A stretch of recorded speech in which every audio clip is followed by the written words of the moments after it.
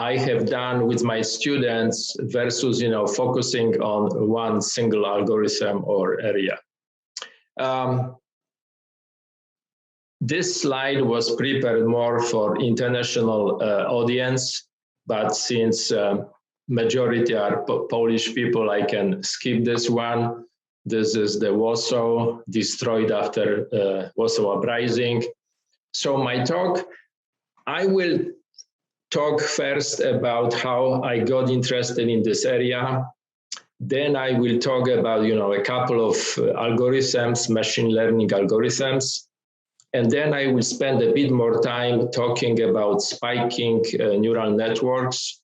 And let me start with my road to machine learning, artificial intelligence. I was born in Dębica and attended there the King Władysław Jagiełło Gymnasium, which was established in 1900. Jagiełło, as we call it, was strong in the sciences, with its students winning international Olympiads in chemistry in Prague, mathematics in Moscow, and geography. Its most famous graduate is Krzysztof Penderecki, considered as one of the two most influential contemporary composers. The other one is Arvo Pärt from Estonia. The other illustrious graduate known very well in Poland is Tadeusz Łomnicki, and I had a pleasure to talk with him during making of Colonel Wołodyjowski movie, where I wrote Horses as a Lisowczyk.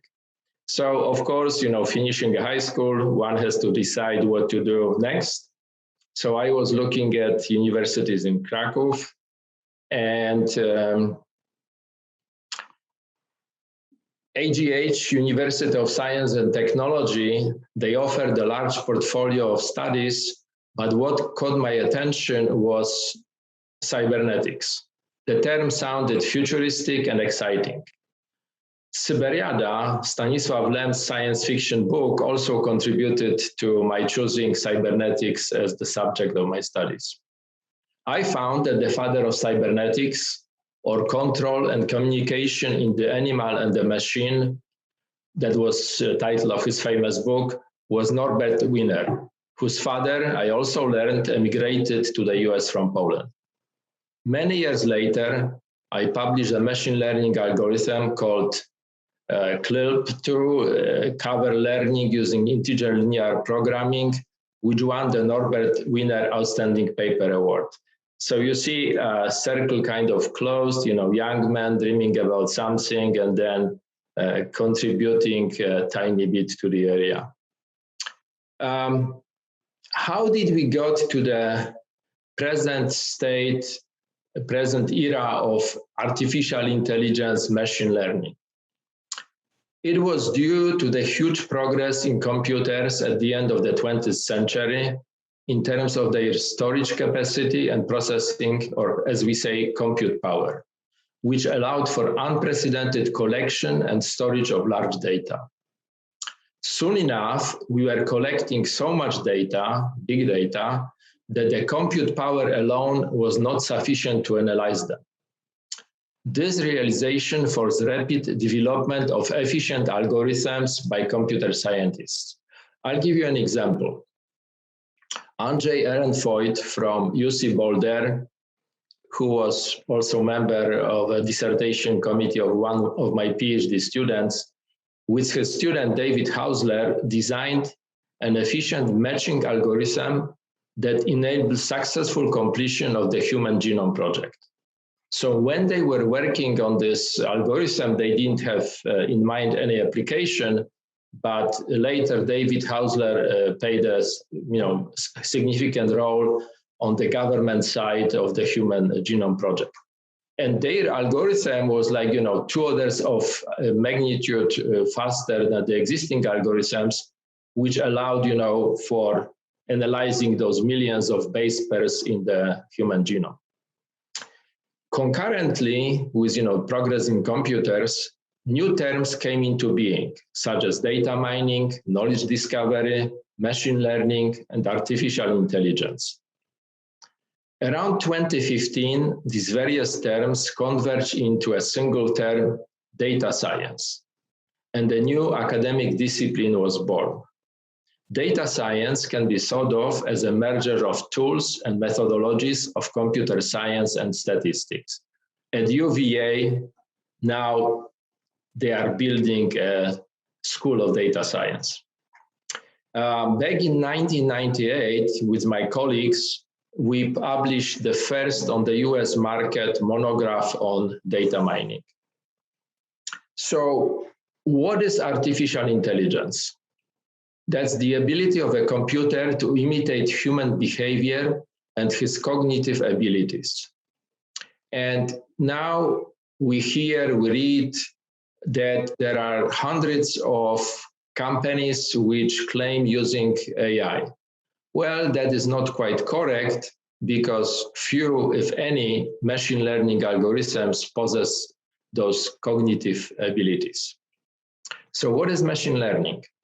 That's the ability of a computer to learn from data and improve its performance by seeing more data. We hear recently, terms like deep machine learning. That's the ability to process information in a hierarchical way, where each subsequent level of processing extracts more abstract, more global features. An example here. If we look at the task of image recognition, let's say face recognition. So, and then we are using for doing so artificial neural networks, which consists of several layers. So the first layer extracts the key features like, maybe horizontal or vertical lines.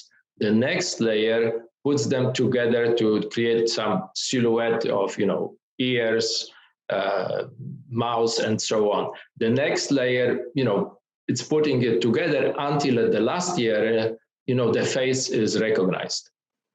What is important to remember is that huge majority of machine learning algorithms are supervised, meaning that they need labeled data.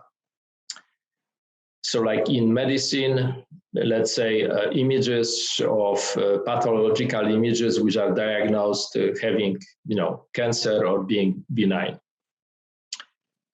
Also, what is important to remember that there is no AI, no machine learning, data science without having access to big data. Again, companies are claiming that they are using those techniques, but truly they may be using, small data sets. Knowledge discovery. It is a process, a sequence of steps used for discovering new knowledge from data. This is the main focus of machine learning AI. Knowledge discovery is most important and time-consuming step, which takes on average 70 to 80% of any machine learning project is data preprocessing step. When data are described by many attributes, we call them features, and when they are continuous, meaning that they take on hundreds or thousands of values, those features almost always need to be discretized before using a machine learning algorithm. However, a problem with discretization algorithms is that the user has to specify the number of bins intervals, which is, at best, an educated guess.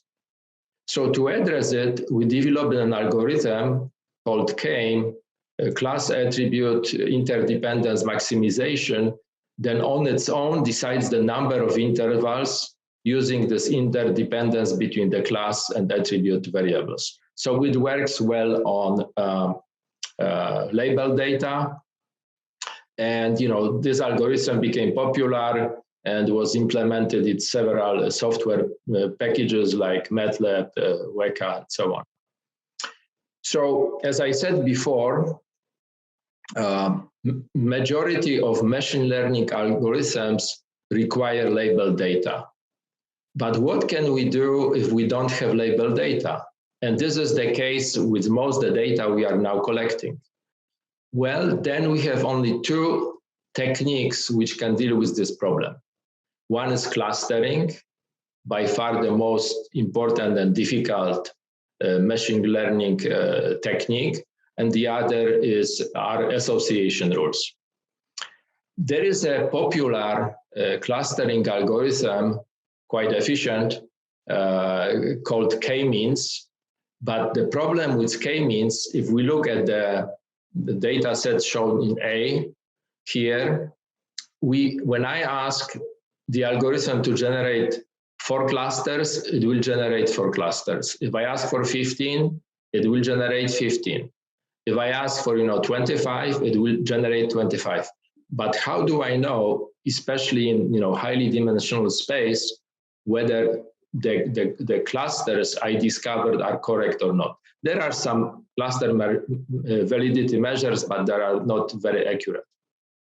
So to address this problem, people started developing density-based algorithms, and DBScan is a popular one.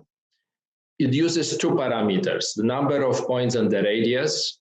So we developed an improvement of this algorithm, which we called, reverse nearest neighbors DBScan. It uses only 1 parameter, namely the number of points in the neighborhood. So you can ask the question, okay, but you are still using this number of points, and depending on the number you choose, you may get different clustering result. Yes, that is true. So because of this, we also came up with a heuristic, which is shown in B, how to choose, quote, the correct number of clusters in the data. So this heuristic, we are changing the number of points, let's say from 1 to 200. And with each choice of K, we are generating some number of clusters. But then we are looking at the frequency. So let's say if, like shown in B, like 85 of 200 values of K resulted in 9 clusters, then we say that use this number because it has highest frequency as the correct number of clusters. If we use it, we see the result, which is shown at the bottom, and the black spots are considered by the algorithm as noise. So many machine learning algorithms, in particular artificial neural networks, including deep neural networks, evolutionary, genetic, fuzzy, rough sets, etc., were nature inspired, often by still, limited our understanding of how human or insects or worms brains operate, and or like the insect's behavior. And the first deep neural network was Fukushima's neocognitron, which was inspired by the work of Hubel and Wiesel on the cat's visual cortex. You may read that, no deep neural networks, it's LeCun or Hinton. Yes, they made them very efficient, but Fukushima was the pioneer. So as I said, I will talk more about the spiking neural networks and why the interest in spiking models. Well, they are used in neuromorphic computing, and neuromorphic computing solves many of the problems of deep neural networks, which use hundreds of layers, thousands of neurons, require enormous power to run them. So neuromorphic computing tries to mimic the nature, and it requires much less power, a smaller number of neurons, and also smaller size of training data. So if we look, I'll give you an example. If we look at a dragonfly who is trying to eat for lunch a fly, and they are looking at each other. So dragonfly has, small number of neurons, and it never goes directly for the fly because it would miss it.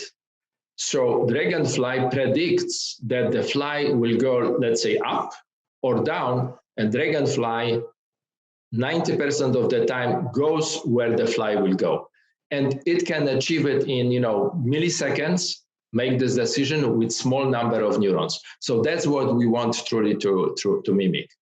So the first spiking neuron model was developed by Hodgkin and Huxley, and it's quite close to biology. Then there were, hundreds of, dozens of integrate and fire models. McGregor is one example, but of interest to us is Izikevich model.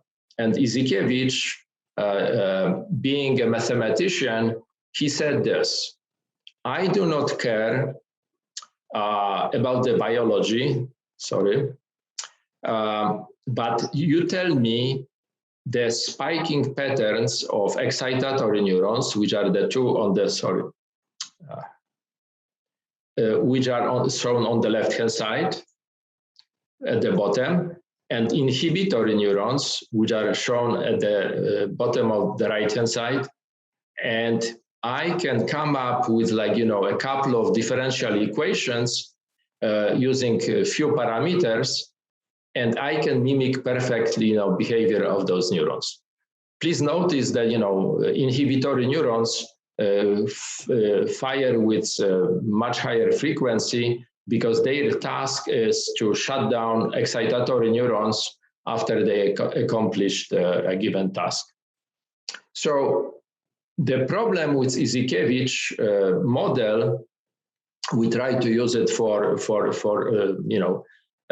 building a model of the neocortex, which I will talk about in a second, is that if you look at the graph A on the right-hand side at the top, if we provide stronger and stronger input, it will fire both excitatory and inhibitory neurons. They will fire with higher and higher frequency, which is not true in nature because we have this absolute refractory period.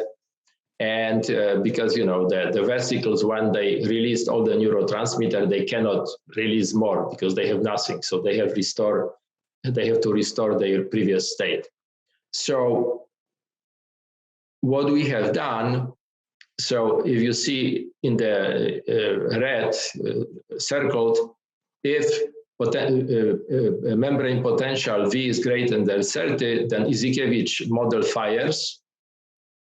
So we modified it by adding another condition that if the time is greater than minimum time, only then the neuron fires. If not, it cannot fire.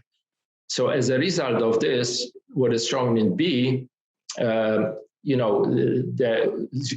increasing the intensity of the input up to the point the neurons fire with higher frequency, but then there is this plateau. So that was Beata Strak, the author of the paper, my PhD student. She got best paper award for this work. So using this modified Izikevich model, then we build a model of multi-column, multi-layer model of neurocortex, simulating both vertical and horizontal inhibition. So what we have done, we used 4 layers, 5 columns. We populated the columns and the layers with the known in the literature number of excitatory neurons, inhibitory neurons, with the known connections, both within layers and within columns. And we use, around 4,000 neurons with 400,000 synapses. And we were able to show that low threshold spiking inhibitory neurons, they operate in columns, while fast spiking neurons, they operate in layers, which agrees with biology. So I told you about the model of the neuron which we are using in our work, but I didn't tell you what synaptic plasticity or learning rule we used for updating the weights, because that's necessary to do.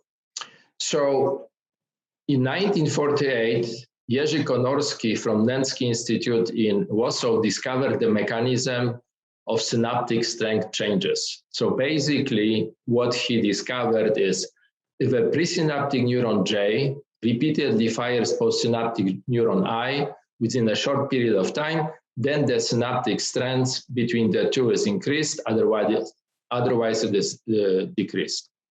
Well, a year later, Hebb also discovered the same, and quite often the credit goes to Hebb, as often happens in science. So, but it was only observation of Konorski, but then when people started building artificial spiking neural networks, they needed, a formula how to go about amount of changing the weights. So Song, Miller, and Abbott, they designed this spike time-dependent plasticity rule, and we did later synaptic activity plasticity rule, and I will show you the difference between the two. So again, the adjustment of the strength of a synaptic connection between neurons takes place every time the postsynaptic neuron I fires. So let us look at the graph of STDP on the right-hand side. So delta T is the time between the pre and postsynaptic neuron firings. So if we are to the right of the y-axis, that means that delta T is positive, and that means that the presynaptic neuron fired before postsynaptic neuron fired, thus helping him to fire, so the strength between the two is increased. If, on the other hand, we are on the left-hand side of y-axis, delta T is negative, means that the presynaptic neuron fired after the postsynaptic neuron, and the synaptic strength between the two is decreased. Now, if we look at our SAP rule, the general shape of the rules of the curve is the same, but what is to the right of the y-axis is the actual excitatory postsynaptic potential. What is to the left of the y-axis is the inhibitory postsynaptic potential. So the basic difference between the two is that one is continuous SAP versus STDP, which is not. So we wanted to check the performance of those two synaptic potential rules, and for that we focused on the task of face recognition. So we created the spiking neural network consisting of going from the bottom, so input image, then there are a layer of excitatory neurons, which project their outputs to the feature extraction layer, which has both inhibitory neurons and excitatory neurons, which have recurrent connections. And then, the recognition layer takes input from excitatory neurons in a random way. It is not one-to-one connections. And that's how it is observed in the brain. Also, we kept the ratio of inhibitory neurons to excitatory in feature extraction layer, also with the ratio as observed in the brain. So now we will look at the output of feature extraction layer. So network on its own discovers those key features like silhouette of the face. And so we have two rows. First shows the performance of the SAP, the second STDP, but then we have two columns. The first column on the left, we used for achieving it both excitatory and inhibitory learning. On the right-hand side, we use only excitatory learning. What is the difference? The neuroscientists say, they think that inhibitory connections are fixed and only there is learning of excitatory connections. So as you see in this particular task, our rule performed, maybe slightly better than STDP.